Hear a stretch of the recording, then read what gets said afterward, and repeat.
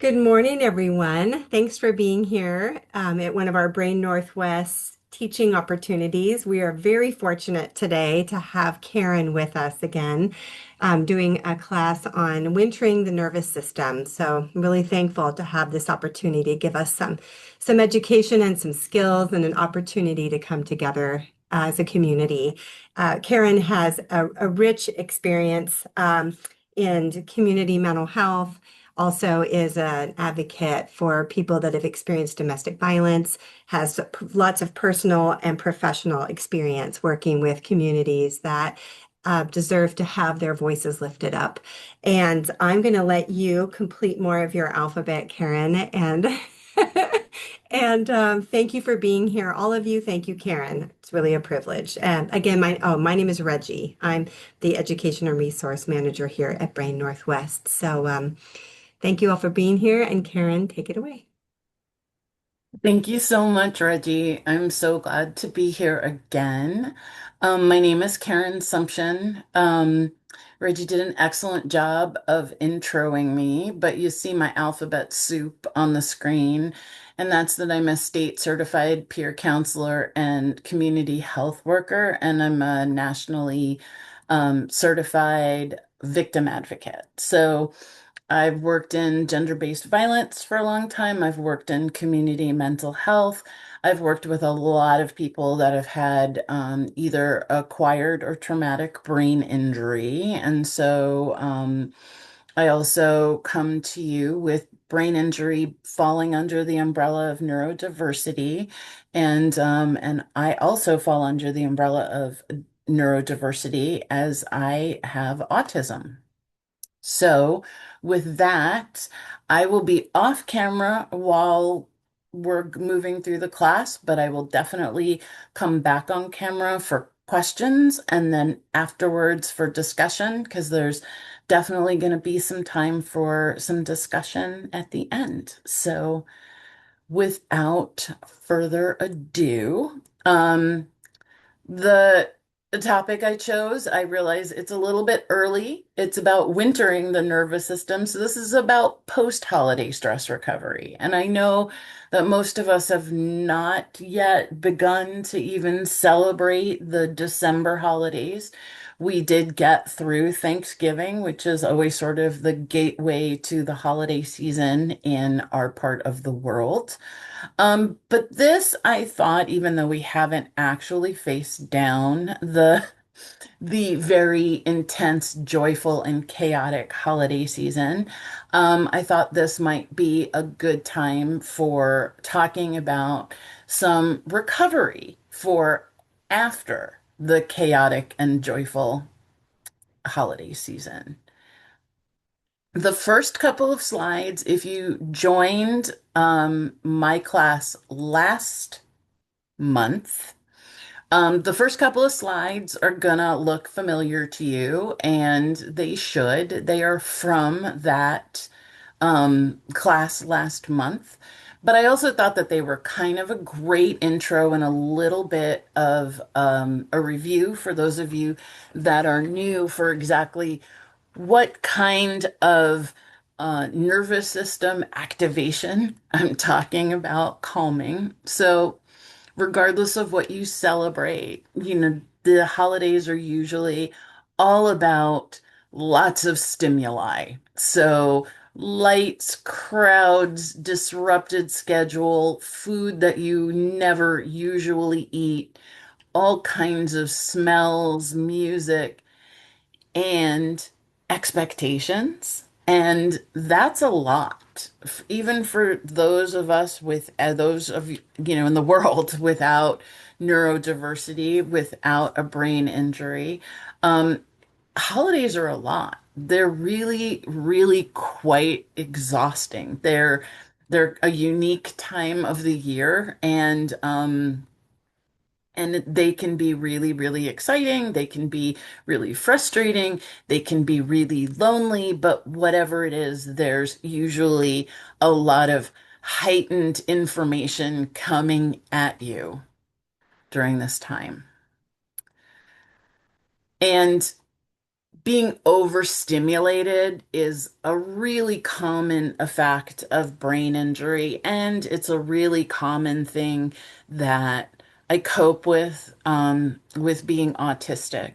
So having a lot of sensory stimuli, whether that's sounds, images, bright lights, taste, touch, smells, it can be really quite, it can be a lot. And it can take a lot out of you to process. For brain injury, it's caused by changes in the brain. And to loved ones, friends, family who aren't living with brain injury, these changes are invisible, right? They're not something that you can see outwardly. And that doesn't make it any less frustrating to experience. And it can be difficult to explain to people that are not experiencing it.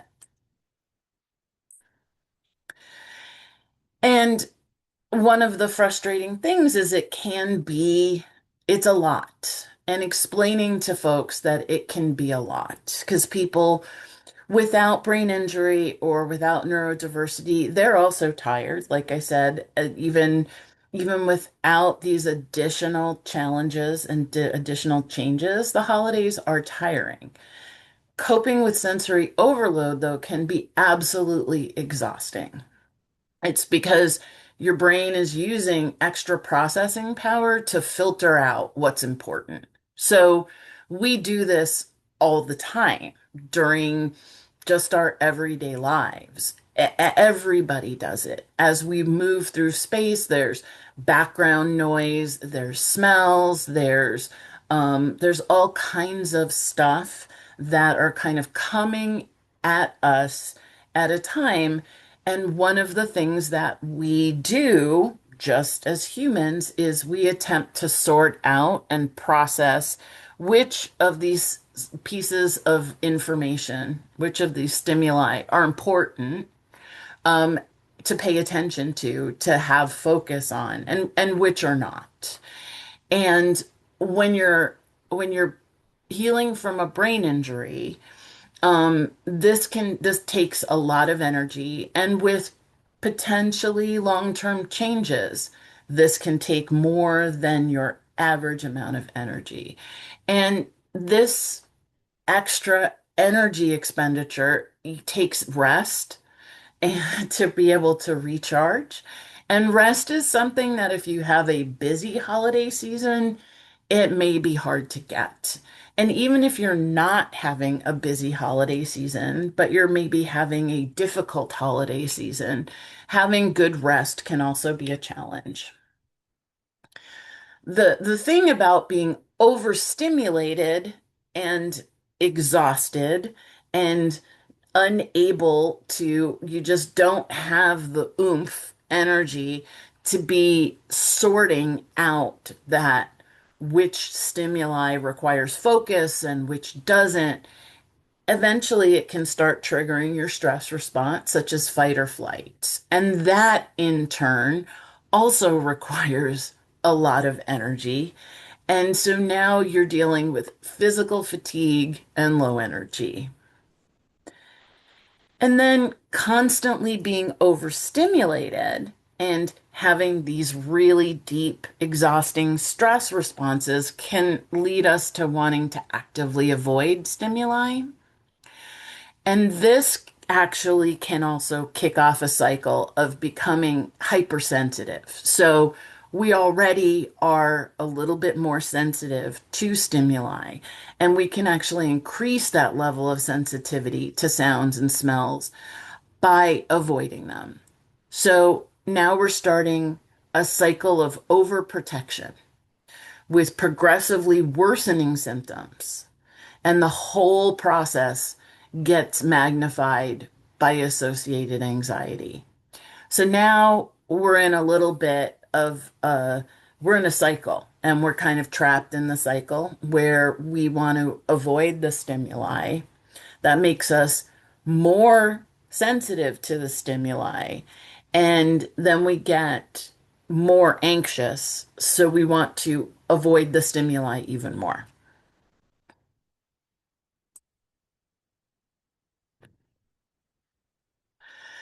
Once you're in this state, once you're in a cycle, it can be challenging to find how to get balance again and how to get back to whatever your baseline is. And your baseline may be slightly exhausted, overwhelmed, and anxious. And but finding your way back to where your baseline is, it takes some time and it takes some work. And this actually has to do with how all brains work. Not just neurodiverse brains, not just injured brains, but human brains in general. And for those of you that have been in classes with me before, you know I love a wordy slide, so don't get overwhelmed by the wordy slide. I tend to try to simplify them, and then the slides are available for you later to parse at your own pace. But I wanted to kind of talk a little bit about how this happens, right? Once we process, like how all brains process stress. So here's kind of a side view of a brain. Under stress, the amygdala, which is a little tiny piece of your brain at your brainstem, sends a message to your hypothalamus. Your hypothalamus kind of acts at this point like mission control or um like like it's a flight director. It sends orders through a system called the autonomic nervous system. The autonomic nervous system is what basically controls all the things that we don't consciously think about, right? Things like our digestion, breathing, our heartbeat.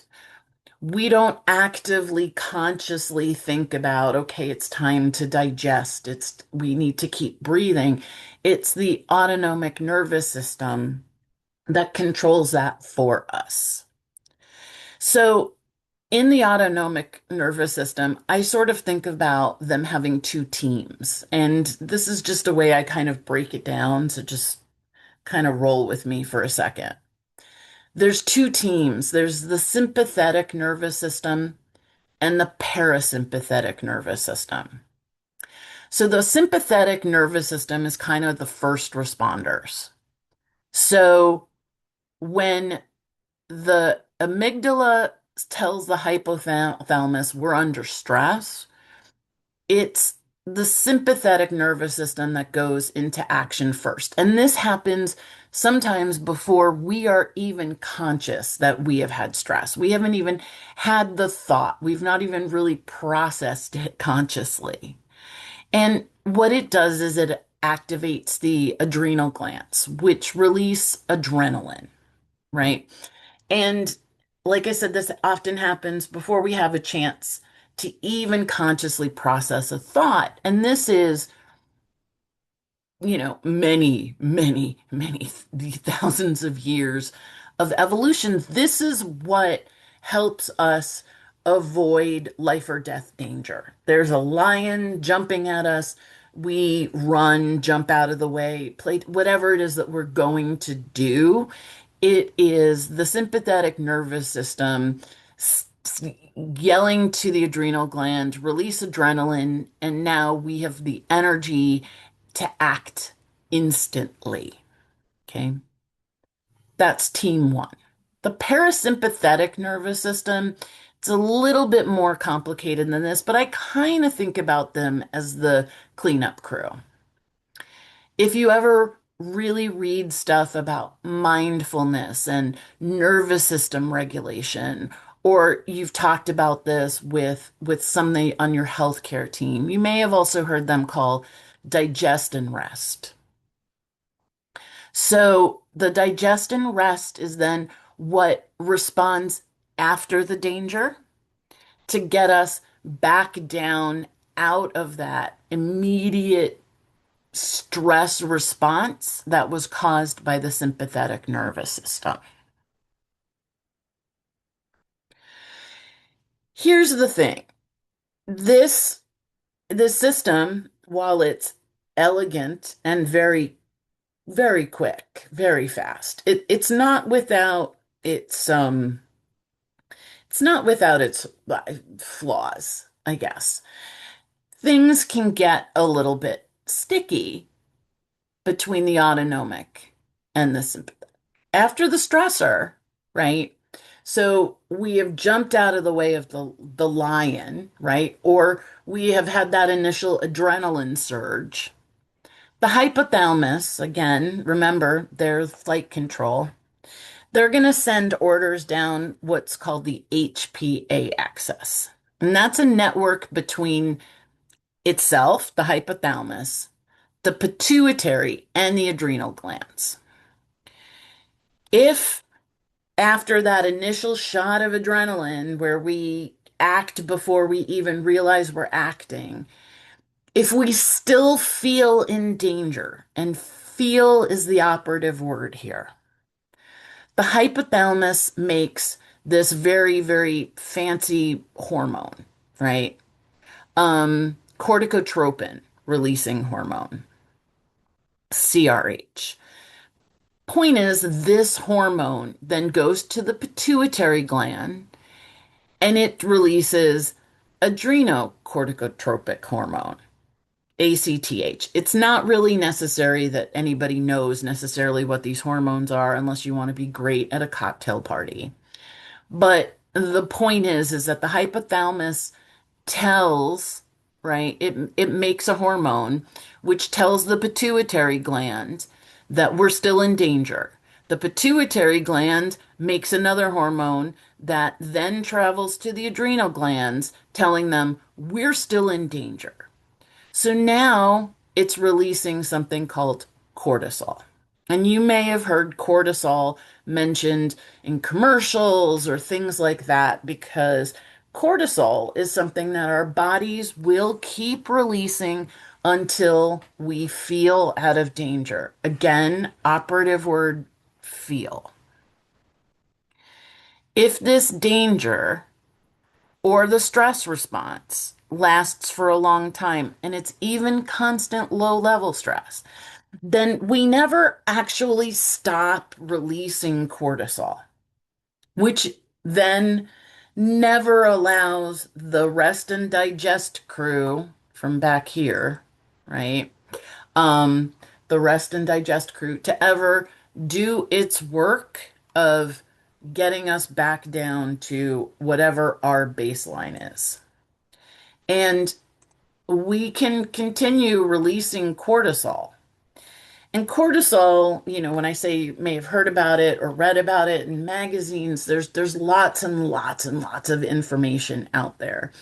And having cortisol be continually released, even at a relatively low level, is is not is not great in a lot of ways. It affects your ability to digest food, to burn fat, to sleep well, to do all kinds of things. And then eventually there are studies that it can contribute to heart disease, it can contribute to high blood pressure, it can contribute to early onset dementia, all kinds of things. So the issue is back here when we wind up in a cycle of never quite being able to fully relax. Because then we're in a state where our brains, any brains, are just releasing at least small levels of cortisol because we never quite feel safe. The good news is that we can work to kind of reset and give some help to our parasympathetic nervous system, the cleanup crew, the digest and rest folks. Most of the techniques are the same, whether we have a brain injury or we're neurodiverse or not. And the other good news is very few of them require any special equipment or skills.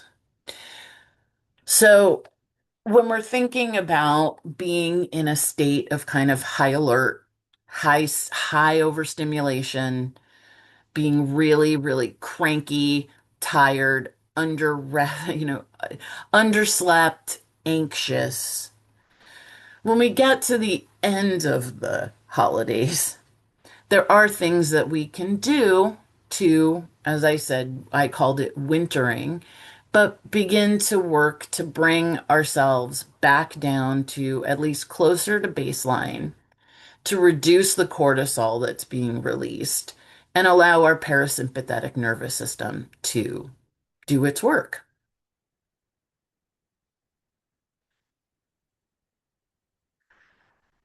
So there are ways, like I said, and these are common for, again, all brains. The first one is movement. You may read a lot of articles and a lot of studies and hear from your healthcare team that organized movement, such as yoga, tai chi, or swimming, are really great. They are. They're great. And if you enjoy them and you're physically capable of them, fantastic. But if you don't like them or you have challenges performing them, doing any kind of stretching, walking, or dancing to a song that you like, it works just as well. There's tons and tons and tons of scientific studies that show that there's a tremendous benefit in breaking a sweat. But in terms of giving your parasympathetic nervous system a hands up, even gentle movement that is enjoyable has big benefits. And that's the thing, is movement that is enjoyable. Because again, what we're trying to convince ourselves also is that our feelings, we do not feel like we're in danger. So a kind of movement that is enjoyable to you, whatever it is going to start to signal to your brain that you're not in danger. Because things that we don't do when we are in danger are things like stretching or dancing or swimming or anything like that. The idea behind the movement is that you connect with yourself, your mood, but you also connect with your body. So you're connecting your brain and the rest of your body. And there's a whole there's a whole gestalt of therapy that digs really, really deeply into this. And I just threw the term up there in case you're interested in learning more or finding somebody on your healthcare team that can work with you on this. And it's called somatic movement. The next thing that works really well for all brains is mirroring. So we evolved to be social, and we regulate really well together. And there's lots and lots of reasons why. And this one, I didn't break down what's actually happening in your brain, but we have what we call mirror neurons. And mirror neurons allow us to look at somebody else and understand potentially or be able to think that we can interpret what they're feeling by their tone of voice, by their facial expressions, by their gestures, things like that. This is part of also our brain that's allowed us to kind of be enter into a cooperative society. Okay. And we can also use these mirror neurons to also help signal to our brains, to our hypothalamus, that we are out of danger. You can just sit quietly with somebody that you trust for about 10 minutes. It doesn't have to be a long period of time. Just sit with somebody that you trust and love. Um, because that's also not something that we do when we are in active danger. There's also a lot of studies that physical contact, if that's something that you tolerate and feel comfortable with, can increase the effectiveness of mirroring with somebody. It's not necessary. Just sitting quietly, peacefully with somebody else does have really good effect. But if you can tolerate touch, have your hand on their shoulder, their hands on your shoulder, hold hands, hug, something where there's some sort of physical touch in a very peaceful, gentle, quiet environment. You don't have to not talk. This may not be the time for animated conversation, but just some time with somebody that you trust can help signal to your hypothalamus that we're okay. We're okay.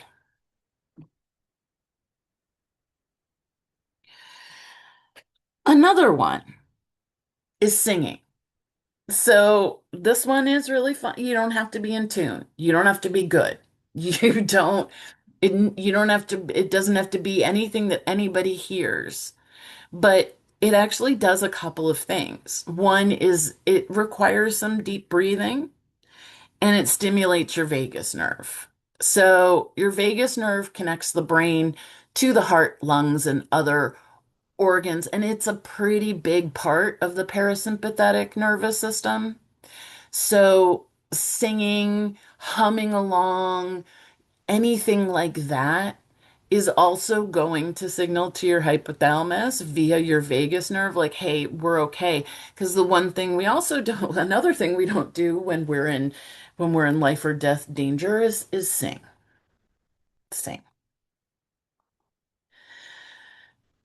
Cold water. Now, this is something you may want to discuss briefly with your healthcare team, but cold water, maybe switching between a cold shower and then a warm shower, or splashing cold water on your face, or a well-wrapped, please, not just an ice pack to the back of the neck or the front of the neck, but a well-wrapped ice pack. This actually is kind of a hack. It's it's sort of an interesting, it takes advantage of an interesting reflex that we have. This doesn't necessarily, in the same way that singing, mirroring, and movement signal to the hypothalamus that we're safe. It's kind of a trick. It kind of tricks the hypothalamus that we're safe. It starts a reflex that is called the diving reflex. And the diving reflex, all mammals have it. It slows our heart rate. And slowing your heart rate decreases anxiety. So it's not necessarily that a cold shower or a cold pack is going to tell your brain, like, hey, we are actually safe. It's okay. Send out the parasympathetic troops to digest and rest. It's kind of tricking them, but it's a good one to have in your back pocket, particularly if you feel really escalated, really anxious, and you need to get a handle on it in order to be able to start to relax. This is kind of a nice, quick way of being able to force your heart rate to slow, which will decrease your anxiety and allow you to then do other things with with your time to be able to make sure that you are able to start to relax. There's also there's also food. So tons and tons of nutritional studies on yes, a good diet. We should all, regardless of any, who we are, we should all be paying attention to what we eat and having a good, varied, healthy diet. But there's definitely some supporters of cognitive healing and nervous system regulation. And some of the biggest are omega-3 fatty acids, which you can get in fish, you can get in leafy greens, you can get in walnuts, pumpkin seeds, flax seeds. There are tons and tons of reputable websites that will list foods that are high in not just omega-3, but the other two that I'm going to mention. I just picked out some to illustration. Antioxidants, which are usually found in berries, my personal favorite, dark chocolate, avocados, and black and green tea, and B vitamins. B vitamins can be found in eggs, dairy, but if you don't eat eggs and dairy, they're also high in beans, bananas, and peanuts.